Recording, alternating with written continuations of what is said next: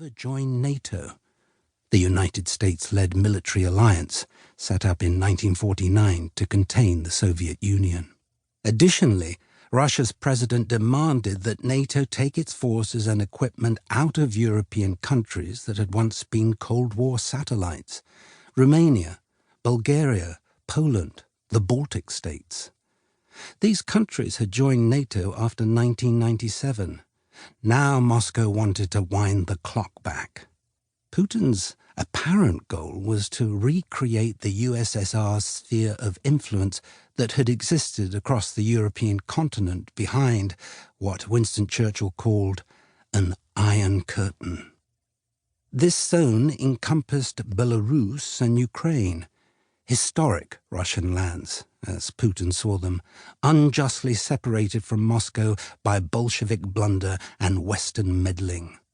Diplomatic attempts to appease him, a trip to Moscow by France's President Emmanuel Macron, and the offer of a superpower summit from the White House had gone nowhere. Meanwhile, new Russian tactical battalion groups assembled on Ukraine's borders. Satellite images revealed an array of lethal modern weapons: Sukhoi fighter jets, Buk anti-aircraft missile systems, short-range artillery, fuel and transport vehicles.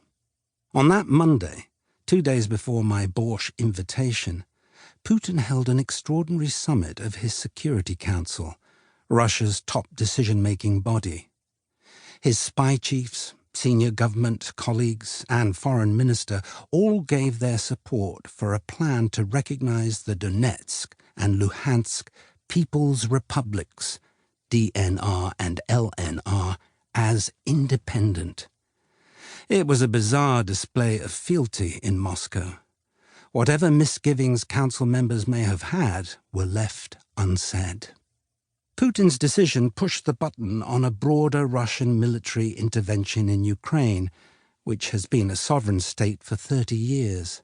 The DNR and LNR claimed territory in the Donbass that was under the control of Kyiv's pro-Western government, led by President Volodymyr Zelenskiy, a former TV star. An unsuccessful 8-year dialogue, named after Minsk, the Belarusian capital, over the status of these Russian-controlled zones was over. A terrible succession was dawning. Putin was seeking to resolve these political questions of lordship and allegiance, language and identity, using tactics familiar from Russia's dark past: bombs, destruction, and the murder of civilians. Over the last decade, Russia had leveled Aleppo and other Syrian cities and demolished Grozny during 2 Chechen wars, the second as Putin came to power in 2000. The immediate enemy this time was Ukraine, as well as its Atlanticist leadership. But the war that would play out in 2022 would be bigger and more epochal, a moment in which the world was forever transformed. Germany's Chancellor, Olaf Scholz, called it Zeitenwende, literally a time's turn, a turning point in history. It would mark the end of a period of relative peace that began in 1989 with the fall of the Berlin Wall. To paraphrase Lenin, there are decades where nothing happens, and weeks where decades happen. Russia's invasion would become the largest armed conflict on European territory since 1945, an attempt by one nation to devour another. From everywhere other than Moscow, it looked like a classic imperial raid against a refractory one-time colony. Putin's justification for his adventure seemed preposterous. His aim?